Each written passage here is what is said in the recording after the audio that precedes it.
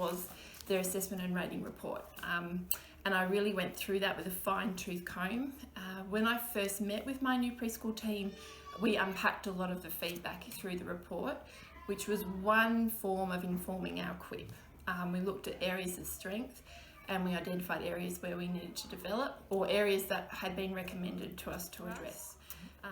Another really useful tool in reflecting on our practice and where we were travelling across the quality areas was the self-assessment tool.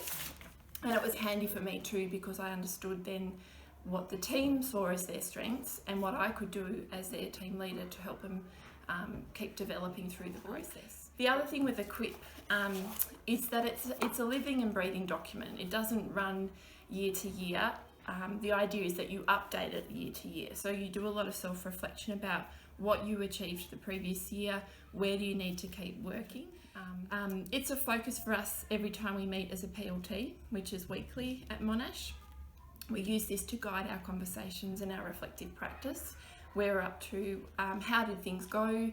Have we actioned off the things that we said we would do?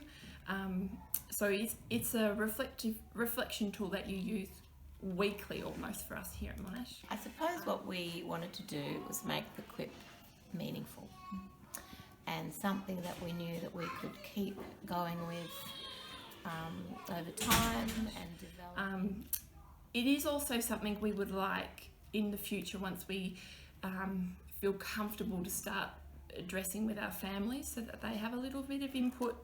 And that is ideal according to a CEQA, that you involve your community in your QIP. I think it's also an opportunity, if there's a strategic direction the school is taking, that can be voiced through the QIP at the preschool level. So what does that look like for preschool in the preschool setting? So our QIP unpacks sources of evidence for us. For example, Monash is just starting to revisit their philosophy, and part of the data set coming in for us is the responses from parents and their input. So that might mean looking at what parents have given us in terms of feedback, how much feedback we're getting, how many people are enrolled, and what families are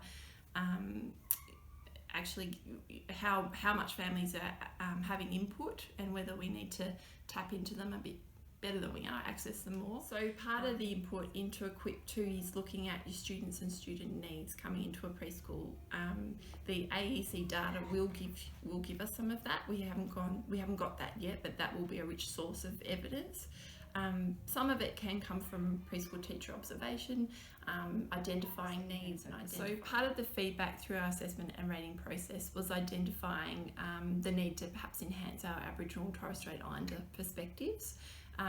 That is a particular passion of the team. In any case, we've probably already self-identified that as an area for development.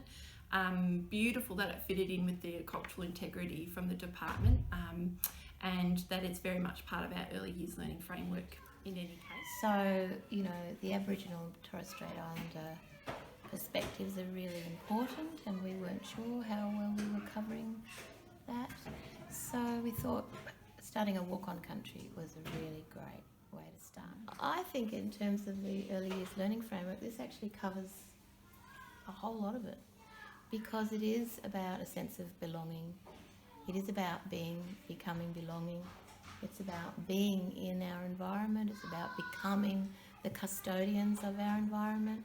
It's about belonging in this environment right here, but then this environment is one belonging, and then there's the belongings in our families and our country. I think too, with a QIP, you're never quite going to be at the end. Like, it's always going to be a developing thing, because it's so rich what you can do.